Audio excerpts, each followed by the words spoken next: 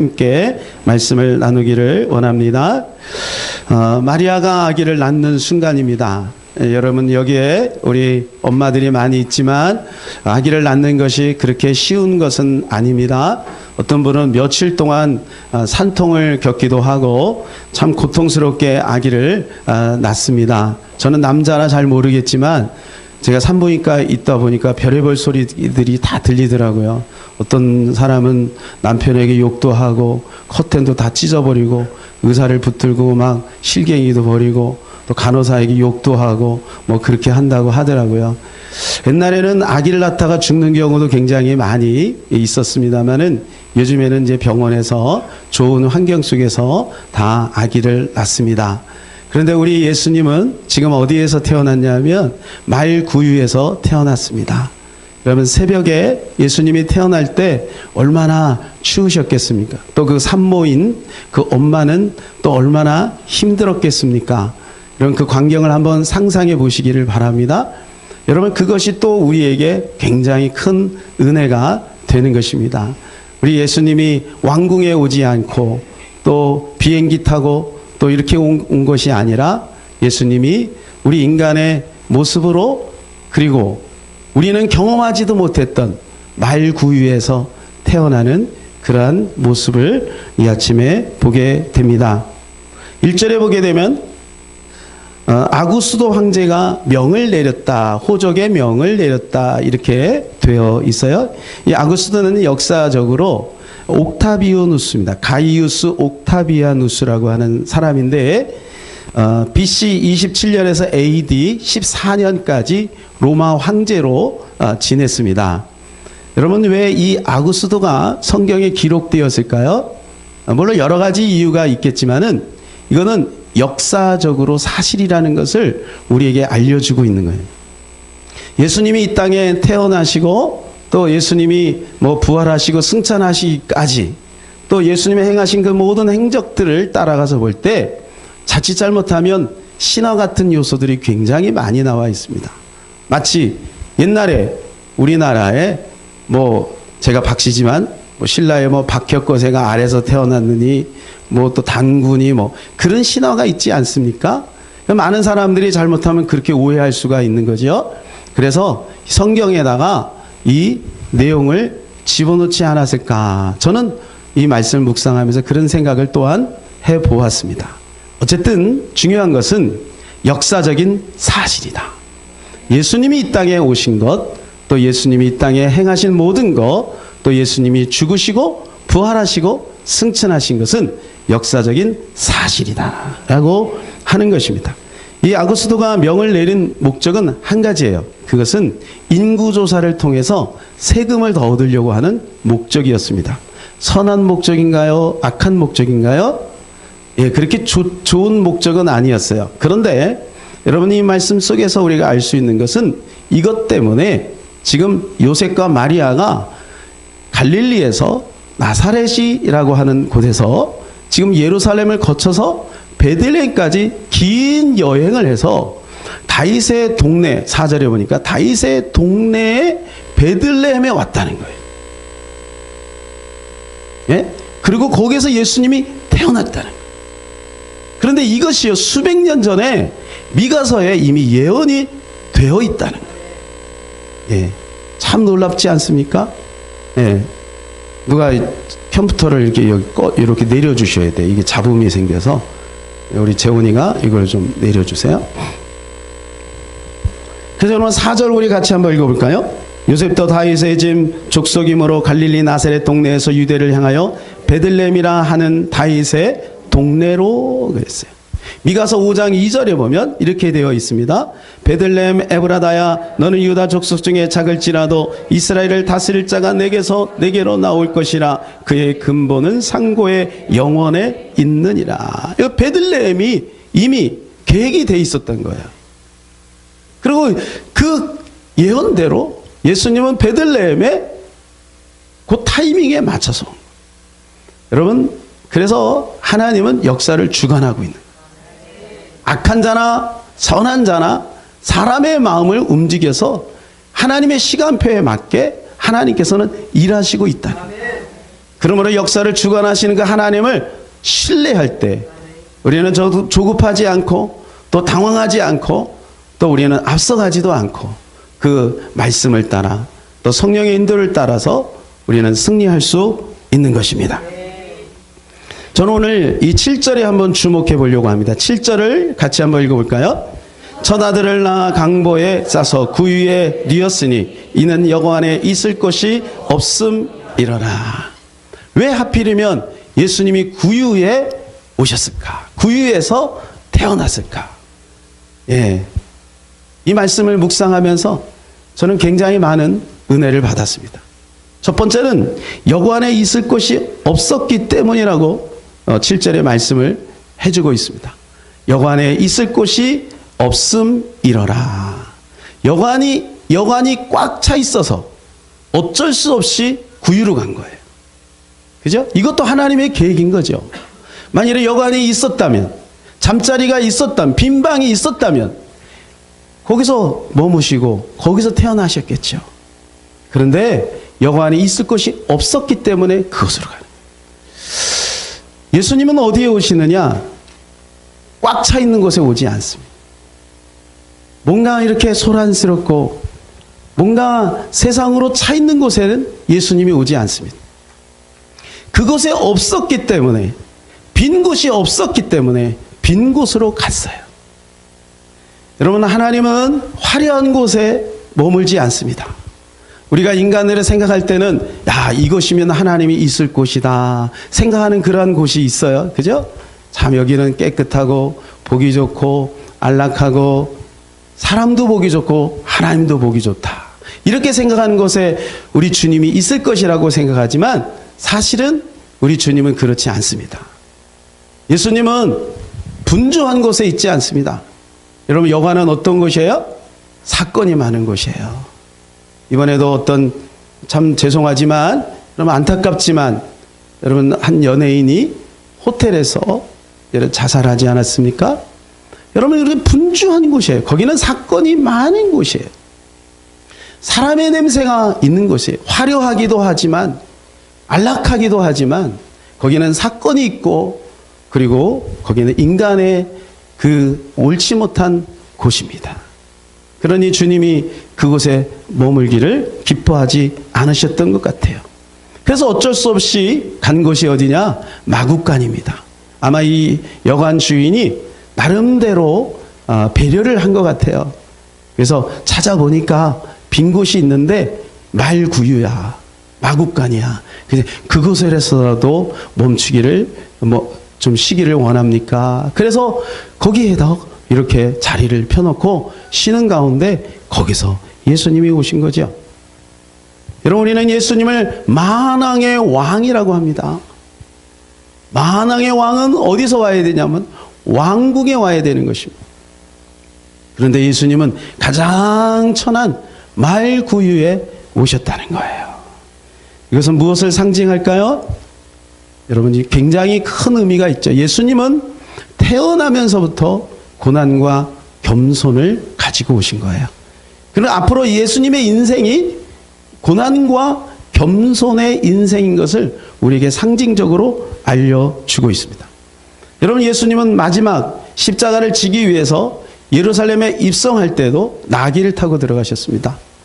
그죠? 그래서 호산나 찬송하리로다, 다윗의 왕 막 이러면서 여러분 찬송을 했지만 사실은 예수님은 초라한 나귀를 타고 들어간 거예요. 여러분, 백마를 타고 그렇게 들어가야 되잖아요. 만왕의 왕이면 장군처럼 들어가야 되잖아. 근데 예수님은 나귀를 타고 들어가셨다는 거예요. 여러분, 그 모습이 얼마나 우스꽝스럽겠습니까? 나귀 타보셨습니까? 어중간하거든요, 나귀가. 네. 그래서 여러분, 구부정하게 그러고 가는 거예요. 다리가 질질 끌렸는지도 모르겠어요. 그렇게 예수님은 예루살렘에 입성을 하셔서 그 길로 십자가를 지러 가십니다.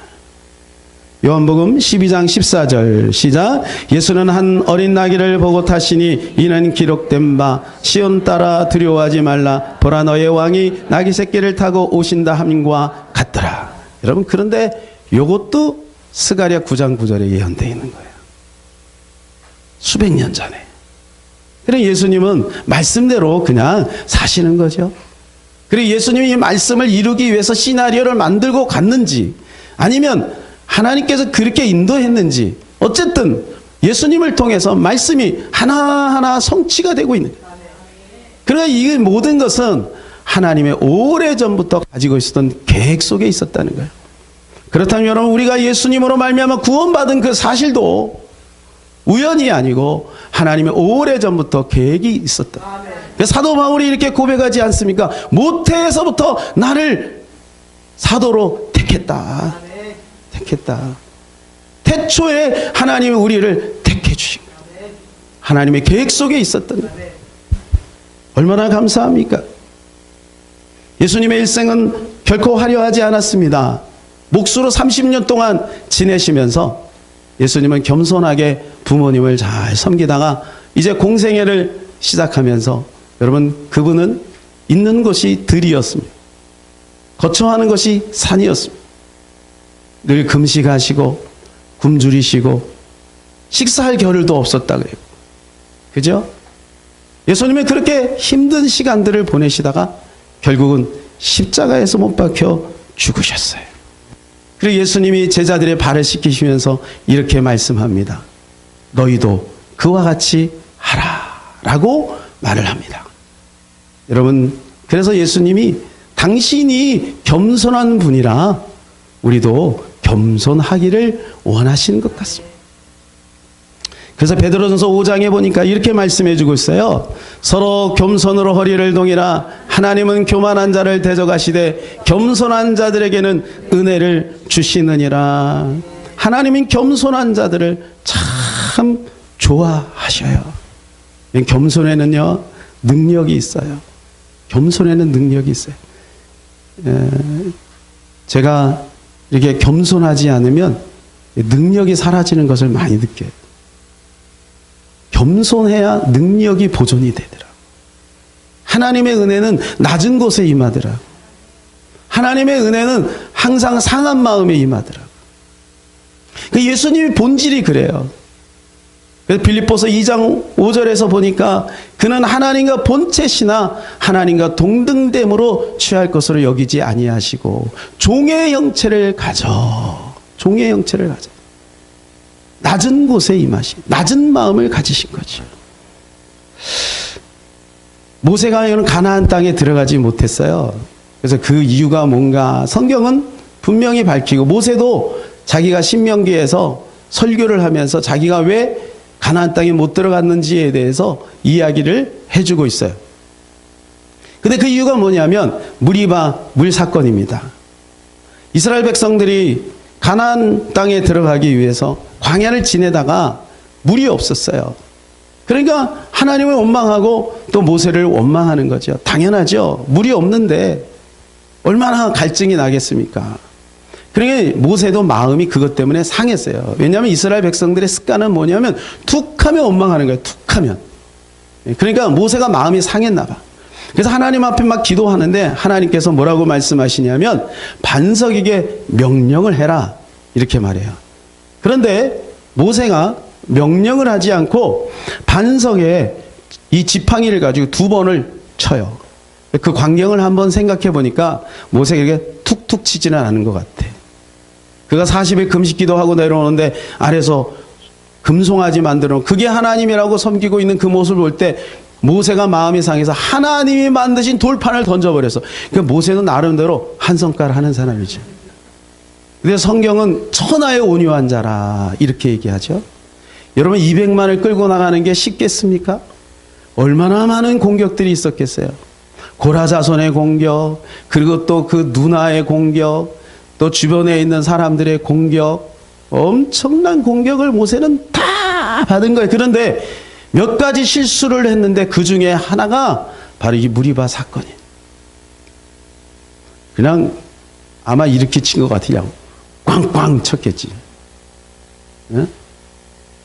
근데 하나님이 그걸 기뻐하지 않은 거예요. 민수기 20장 11절 시작. 모세가 그의 손을 들어 그의 지팡이로 반석을 2번 치니 물이 많이 솟아나오므로 회중과 그들의 짐승이 마시니라. 여호와께서 모세에게 이르시되 너희가 나를 믿지 아니하고 이스라엘 자손의 목전에서 내 거룩함을 나타내지 아니한 거로 너희는 이 회중을 내가 그들에게 준 땅으로 인도하여 드리지 못하리라 하시니라. 정말 두렵고 떨리는 일입니다. 평생을 주님의 일을 해도 하나님의 마음에 조금 어긋나면 여러분 가나안 땅에 못 들어간다. 물론 이 모세가 가나안 땅에 못 들어갔다는 것은 천국 못 갔다는 거 아니에요. 모세는 천국에 갔지요. 그러나 이 땅에 하나님이 주시고자 하는 축복들이 제한적으로 온다는 것을 깨달았습니다. 하나님이 주시고자 하는 그죠? 그 좋은 것들을 제한적으로 받을 수밖에 없는 거예요. 그래서 여러분 우리는 절대로 이 교만한 마음을 가지면 안 돼. 또한 혈기를 가지면 절대로 안 된다. 이 말씀을 읽으면 저를 돌아봤어요. 제가 가끔가다 혈기가 많아요. 혈기가 막 이렇게 그런 게 있더라고요. 제가요. 순한 것 같아도 제가 혈기 한 손가락 하잖아요. 저도. 조심해야 되겠더라고요. 하나님이 안 기뻐하셔요. 참 안 기뻐하셔요. 그래서 조심하려고 하는데 나도 모르면서 또 아이고 주여 아이고 주여 이럴 때가 한두 번이 아니에요. 여기 리더들이 계시죠. 사역자들이 계시죠. 네? 다 리더지 뭐. 그렇죠? 다 리더지. 부모님도 리더고 다 리더잖아요. 그럴 때 우리가 자녀들이나 아니면 우리 귀한 조원들이나 또 아니면 우리 기관원들이나 여러분 돌보다 보면 마음이 상하는 일이 있어. 그때 조심해야 돼. 잘못하면 혈기가 팍 나오고 교만이 나오면 하나님이 기뻐하지 않으셔요. 그래서 모세가요 이것 때문에 각 들어가고 싶은 거야. 하나님 앞에 막 기도를 해요. 자기가 기도했다는 것을 신명기에서 설교 시간에 얘기를 해요. 신명기 3장 25절 시작. 구하옵나니 나를 건너가게 하사 요단 저쪽에 있는 아름다운 땅 아름다운 산과 레바논을 보게 하옵소서 하되 예 얼마나 들어가고 싶었을까. 그 하나님이요 그를 비스가산으로 데리고 올라가요. 그리고 동서남북을 다 보게 해요. 야 모세야 봐라 저기 보이지? 저 요단 건너편 가나안 땅이야. 너 봤지? 그런데 26절에 시작.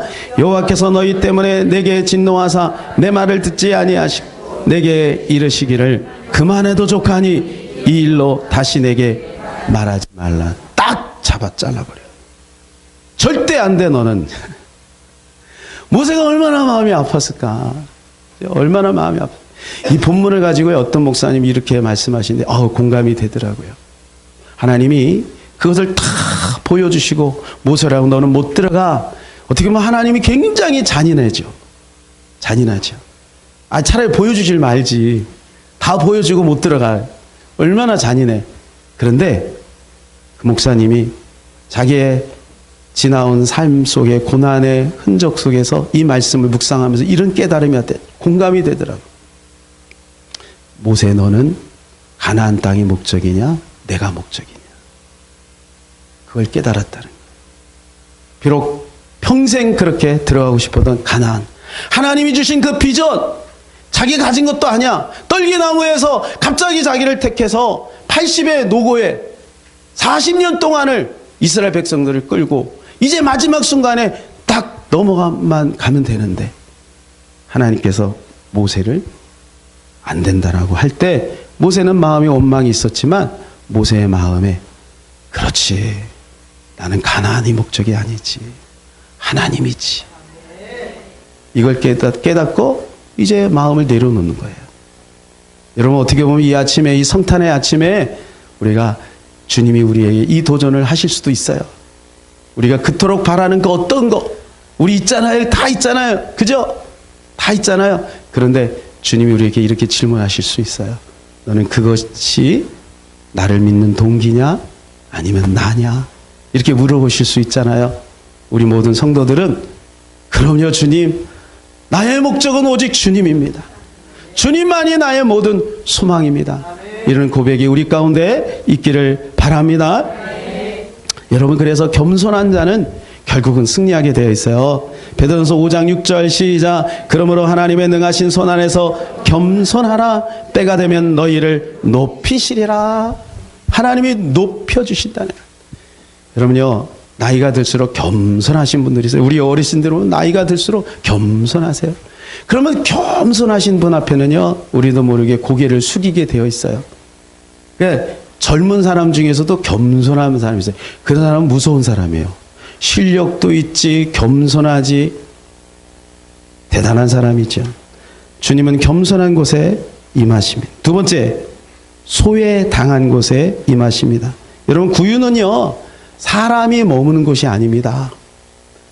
누가 구유에 머물겠습니까? 여러분, 구유는 참 아무나 가는 것이 아니라 보잘것없는 곳이죠. 그래서 우리 주님은 심령이 가난한 곳에 임하신데요. 마태복음 5장 3절, 심령이 가난한 자는 복이 있나니 천국이 그들의 것임이요. 심령이 가난한 게 중요한 거예요. 여러분, 부자가 됐던 가난했던 심령이 가난한 게 중요한 거예요. 여러분, 부자라고 마음이 다 부자가 아니고 가난한 자라고 마음이 다 가난한 게 아니야. 부자도 겸손한 사람이 많고요. 가난한 사람도 교만한 사람이 많아요. 마음이 상하면 그 복잡한 마음에 주님이 힘들어하세요. 중요한 것은 우리의 심령을 겸손하게 낮추는 거예요.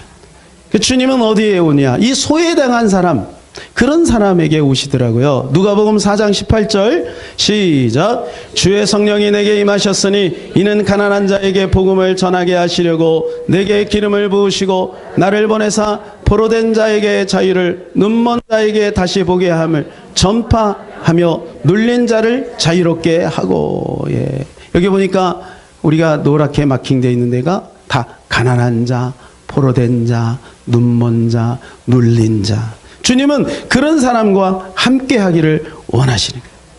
그래서 우리 하나님의 별명이 뭐냐면 고아와 과부의 아버지래요.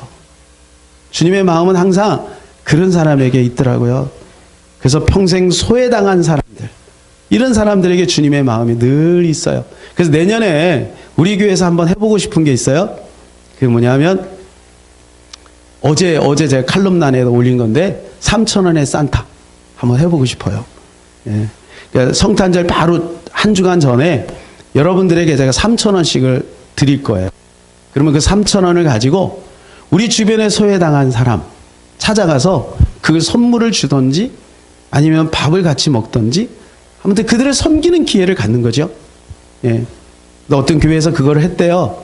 그런데 어떤 사람은 10배, 어떤 사람은 20배 더 들어갔겠죠. 3,000원만 썼겠어요. 참 좋다. 그러고 나서 우리가 가족 찬양 페스티벌 때 그때 나와서 그것에 대해서 같이 쉐어링을 한번 해보는 거죠. 조별로 해도 좋고.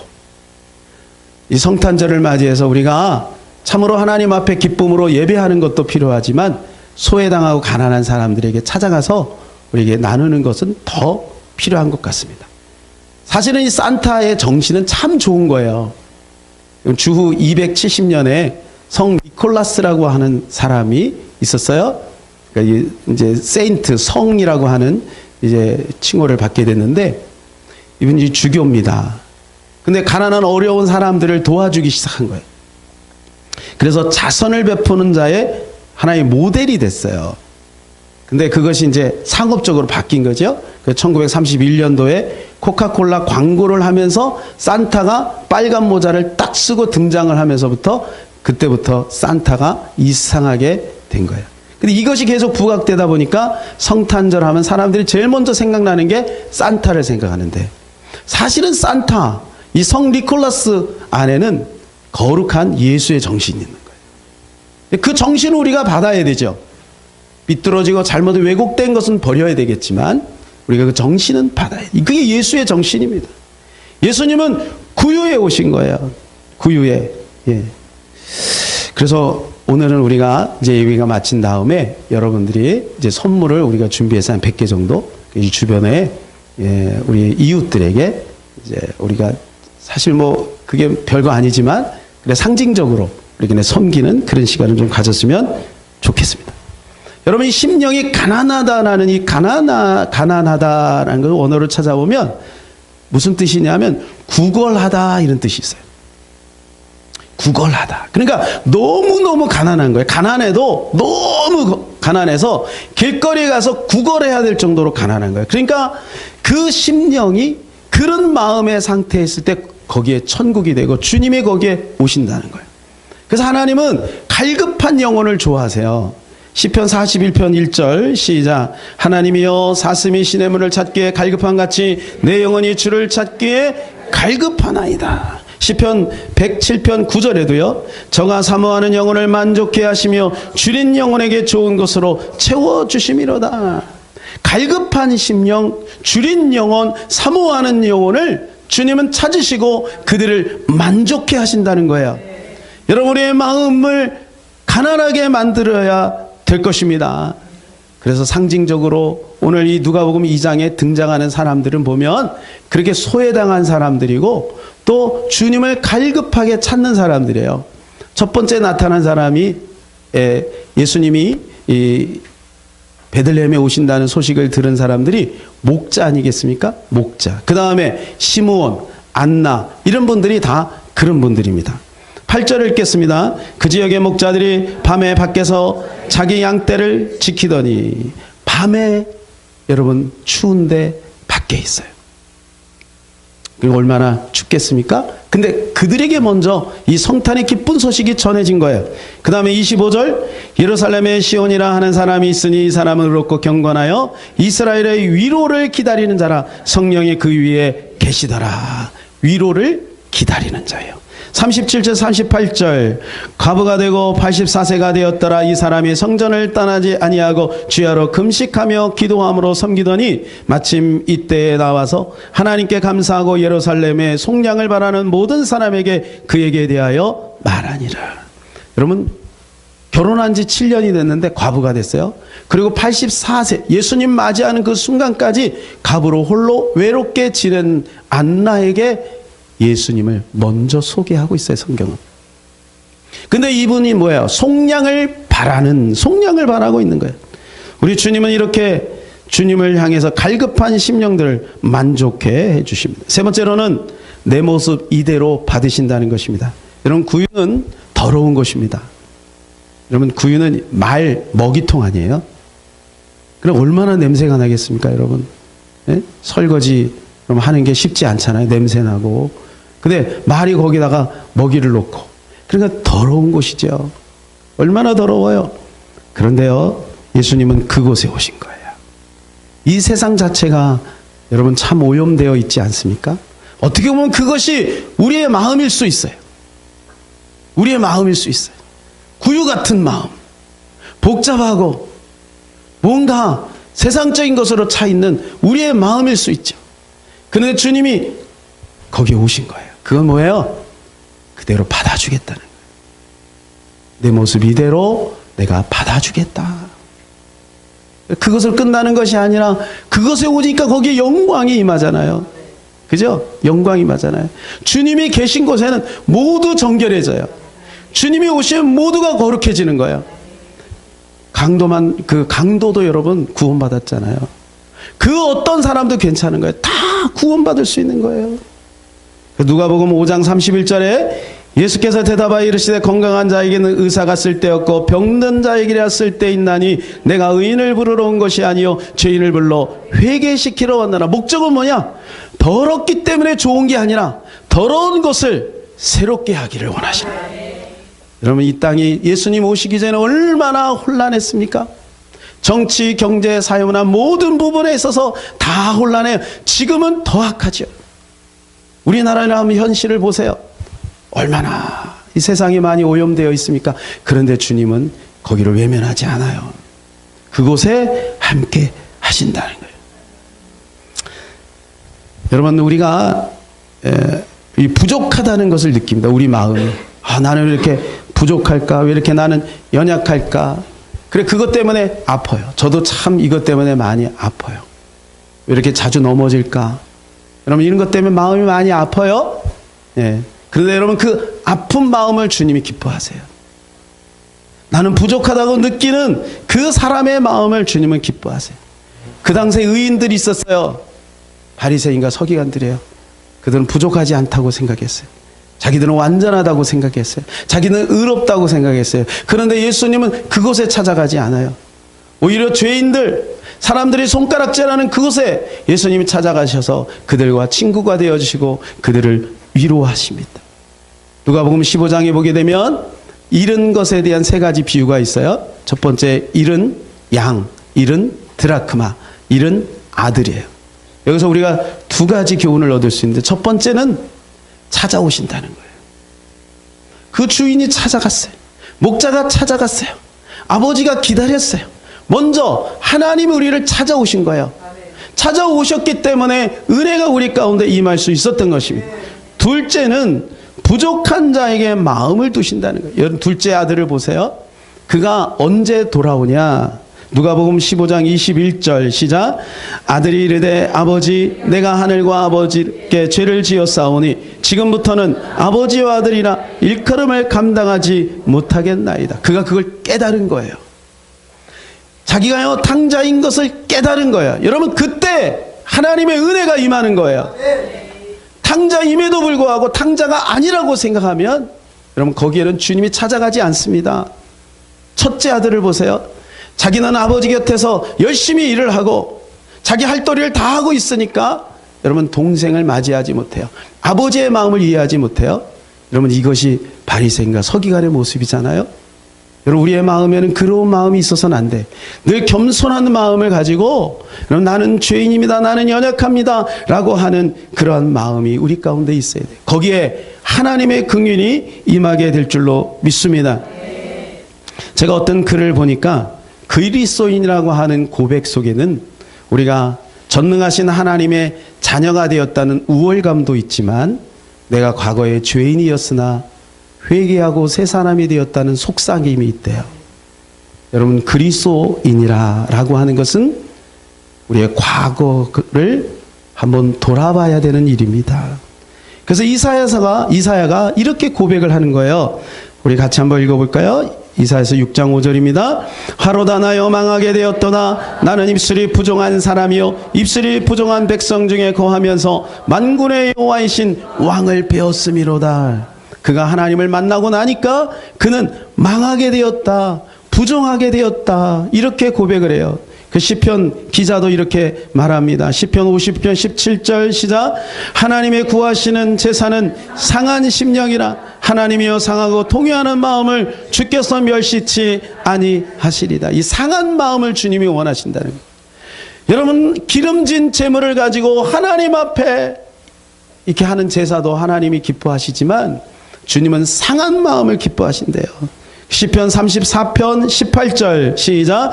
여호와는 마음이 상한 자에게 가까이 하시고 중심에 통회하는 자를 구원하시도다. 이사야서 57장 15절. 내가 높고 거룩한 곳에 거하며 또한 통회하고 마음이 겸손한 자와 함께 거하나니 이는 겸손한 자의 영을 소성케 하며 통회한 자의 마음을 소성케 하려 함이라. 방지일 목사님이라고 있습니다. 돌아가셨어요. 100세가 넘게 사시다가 우리 한국교회 기념이 될 만한 훌륭한 목사님이죠. 근데 이 방지일 목사님이 살아생전에 광화문에서 많은 목회자들이 모여서 회개 운동을 했어요. 회개 운동. 근데 이 방지일 목사님이 그 집회가 끝나고 나서 김명영 목사님이라고, 그분도 지금 연세가 많이 되신, 다 은퇴하신 분들이죠. 그분한테 전화해서 이렇게 얘기를 했어요. 어제 회개 기도 모임에서 한 회개가 고발이지 회개야? 난 아멘하지 않았어. 김 목사는 아멘했어? 라고 얘기했대요. 이것에 대해서 김명우 목사님이 이렇게 얘기했어요. 지금 한국교회는 진정 낮은 곳으로 가야 된다. 진정 회개가 회복돼야 된다.